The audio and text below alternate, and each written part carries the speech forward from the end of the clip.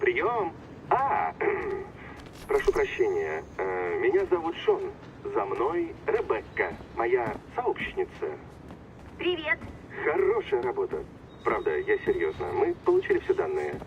Очень жаль, что наш человек оказался... Даже слов не подобрать.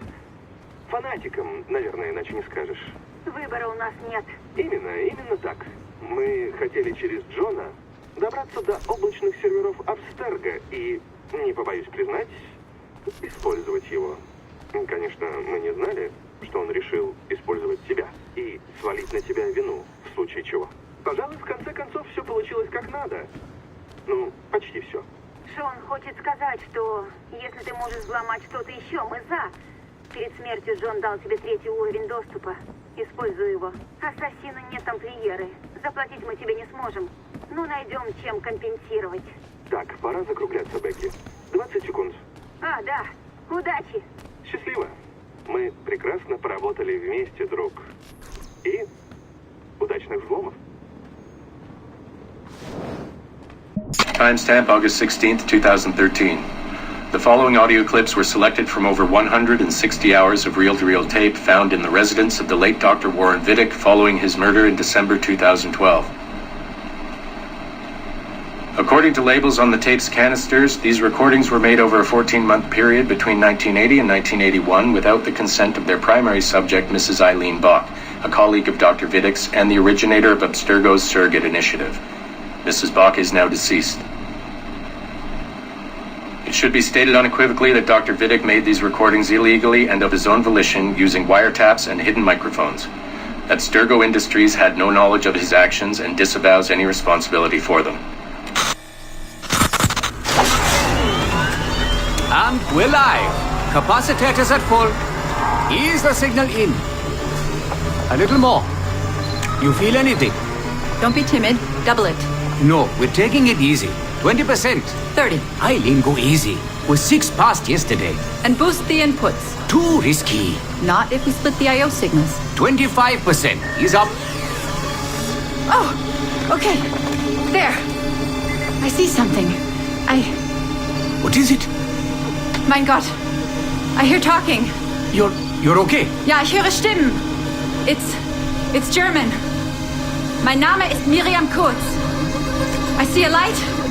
It's cold. Ich werde nichts sagen. There's a man with me. Mehr werde ich nicht sagen. Keep an eye on our vitals. Mein Name ist Miriam Kurz und ich bin eine Navajo. Des Hitlers Zwang, der macht uns klein. Noch liegen wir in Ketten. Doch einmal werden wir wieder frei. Wir werden die Ketten schon brechen. Eileen? Denn unsere Fäuste, die sind hart, ja. Und die Messer sitzen lose. Für die Freiheit der Jugend kämpfen Navajos. Switch off. Powering down. Kämpft Navajos. Get her out of there. Oxygen from the valve. No. No, Satish, I'm fine, really. Quit the heroics. Just breathe. Better? Yes, thank you. Did we get something? It'll take a while to parse. What did you see? It wasn't just seeing. It was feeling. Being. I was scared. You were shouting in German. I think I was in Germany. I was in Germany, Satish.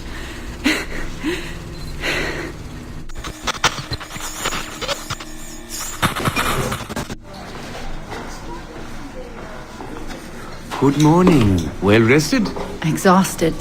Yesterday was an incredible find. Seems so. What did it feel like? It's foggy, but I relived the memories of a young German woman. Early 20s, I think. A man was interrogating me, looming over me and asking questions. He was shouting, but I was shouting back. And then this poem just came out, like a chant.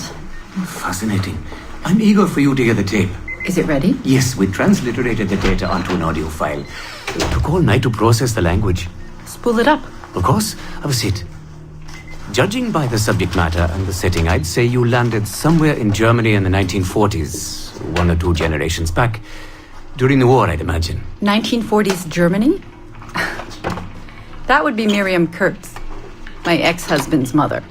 So she's not related to you in any way? God, I hope not. I'd hate to find out my ex-husband is also my brother.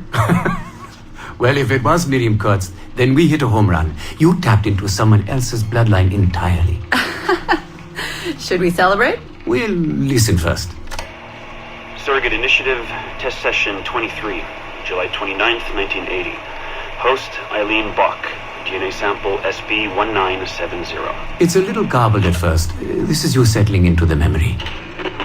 Your name, say it. My name is Miriam Kurtz. Louder. My name is Miriam Kurtz, and I am Navajo. Where did you last see the artifact? Who holds it now? I'll say nothing. I have told you all I will. I don't believe that is true. Who has the artifact? Hector's dictates make us small, and are bound in chains. But one day again, we shall walk tall. No binds will us restrain. Enough! For hard our fists, yes, and knives at our wrists for you to be free. Navajos lay siege. Knock her away! Navajos lay siege. And that's where we pull you out. Whoa. What would it take to get a visual render of all that? Months, unfortunately. It took 13 hours just to process the audio. Visual takes much longer. But Vidic is able to record audio and visual in real time. How does he do it? His subjects are exploring their own genetic memories. That requires much less processing power. Hold on, sorry. Eileen here. Hello.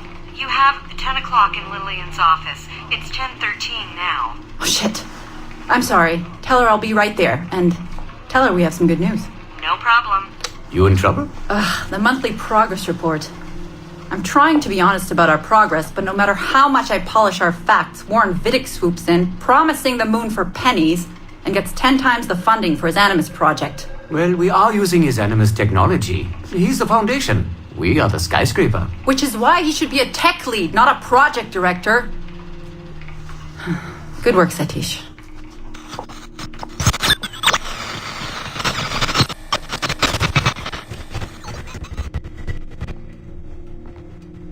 It's incredible footage, really. Clear and vivid. And the subject was synced for a full 62 minutes. Came out speaking French after his last session. Passably fluent. And with full recall of everything he'd gone through. Sorry I'm late. I was reviewing some data. It's fine.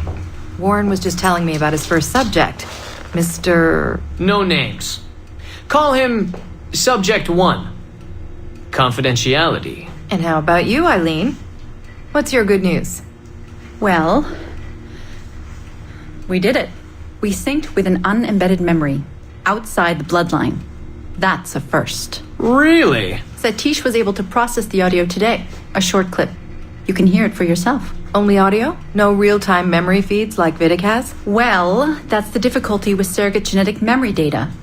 Because I'm viewing memories not embedded in my own DNA, we can't rely on my cognitive faculties to help me process the signal. All we can do is record the raw data and transliterate it later. Hold on. You're running this experiment on yourself? I am. It's going well. I don't like the sound of that. Look, the sample I'm using, the DNA comes from my own son. It's safer this way. Ah, good thinking. 50% of my son's DNA is also mine, which reduces the danger by a huge margin. Meaning, I can now explore the memories of people who aren't directly related to me on his father's side. But for brief periods of time, I imagine. Right. Just a minute or two so far, but we're getting there. Come by the lab and listen for yourself. I will, when I have a moment. Unfortunately, work beckons. Ladies? That man is colder than a San Francisco summer. Stay focused, Eileen. You both have important work to do. Obviously. But my work requires his Animus technology. I feel a little caged in. That's collaboration, Eileen. It's how science works. I shouldn't have to remind you. I know. I'm just tired. Stop by and see us today. We have a lot to share. If not today, then this week sometime. Thank you.